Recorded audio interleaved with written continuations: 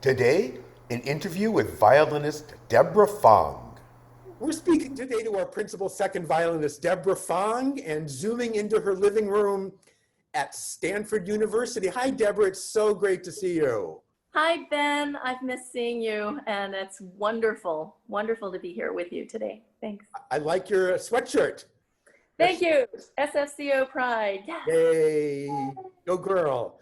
So, what are you up to right now, Debra? And then we'll talk about the past and the future. Well, these days I'm teaching a lot. You know, the school year has started for my pre-college students, and so I'm doing a lot of teaching online and also generating things like this interview, generating video content for pretty much every organization, musical organization that I am involved with, which I think is an important step for us to stay relevant online to our audiences and make sure they know that we care about them and we miss them.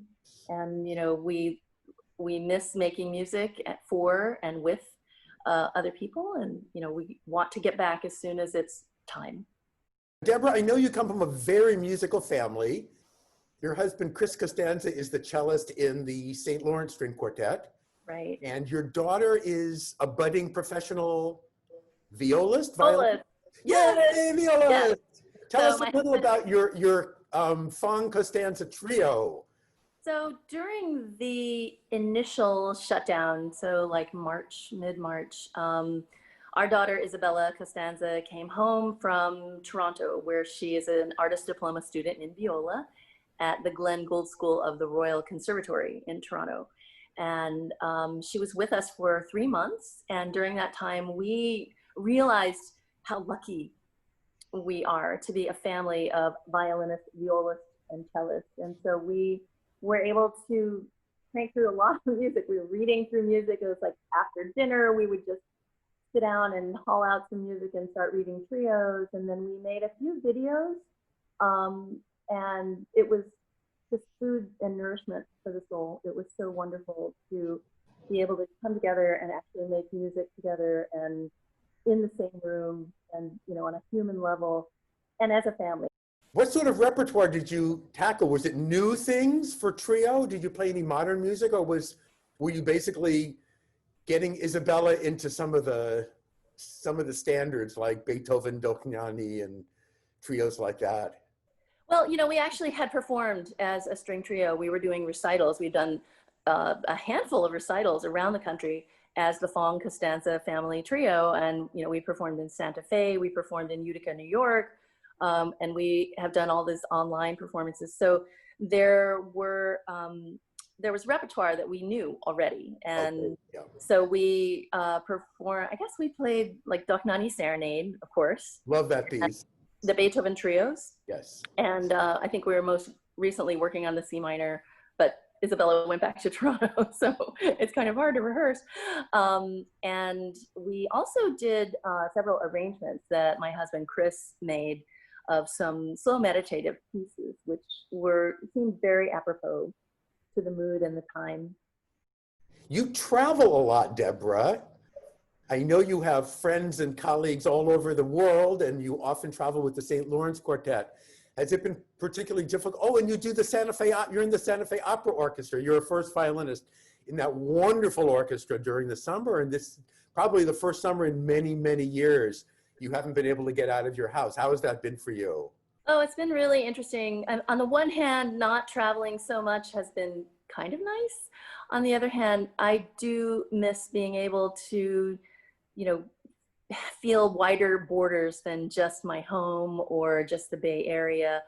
And it is, you know, there is a sense of sadness about the loss of the playing opportunity. The travel that I do with the St. Lawrence Quartet is as a quartet wife. I try to accompany my husband, Chris, when the St. Lawrence Quartet does, you know, their vast amount of touring. I try to go on at least one or two of their travels, their tours, international tours every year. And it's been interesting because this amount of time since March is the longest that my husband and I have been actually together, the most number of days that we've been together in about 31 years of marriage. So we still are excited to see each other, and we haven't beat each other up. We're really loving it. So I think we're trying to find the silver lining of not not having to travel. And Chris has told me that it's sort of a blessing in a way to not have to schlep around with his cello on airplanes and trains and all that kind of stuff. But we do miss the live performances and the interaction with audiences. But the traveling, I think, the face of travel is changing every single day. So we're going to have to see that, we'll have to see where we are once travel becomes more available to more people. How about your own playing, Debra? Are you practicing for yourself? Are you preparing for any big projects? I have been practicing myself, and it's just to maintain a sense of normalcy and regularity and take advantage of the extra time not in the car, not having to play other repertoire. So I've been able to do some good practicing, and a lot of it is solo Bach. A lot of it is just pick up repertoire that I'm teaching and make sure that I can demonstrate for my students, to the best of my ability. I also had another project this summer that has nothing to do with music. I had a total knee replacement surgery in June. And so I've been a very good, obedient patient of physical therapy and of my surgeon. And I'm now about 3 months, about 12 weeks post-surgery, and everything's going well, knock on wood. So. You playing soccer yet? I'm not playing, well, actually I did play soccer with with one of my cousin's 3-year-olds in a socially distanced outdoor birthday party a couple weeks ago. I was not very good, but he was good. Well, we wish you all the best with that, Debra, of course. I would love to end the interview with some music. Would you like me to use the trio recording? We have a Schubert 471, that B flat, that one movement. We have that. We have. That would be great. That put us in a good mood. We were having a hard day, just for numerous reasons, and just kind of laying that one down on video. I remember the mood of that day too. It was not good. Just everybody was kind of feeling the heaviness of the situation, and Isabella said, "Why don't we just play something happy?" And so we did.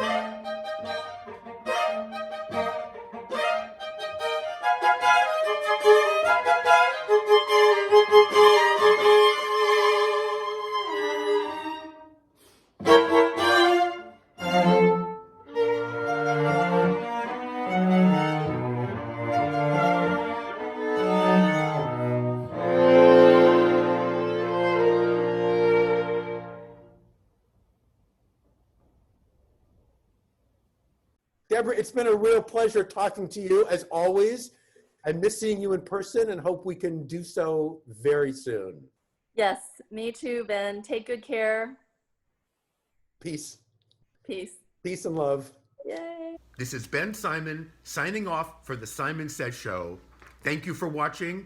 Be well, stay safe, and I hope to see you again soon. Thank you.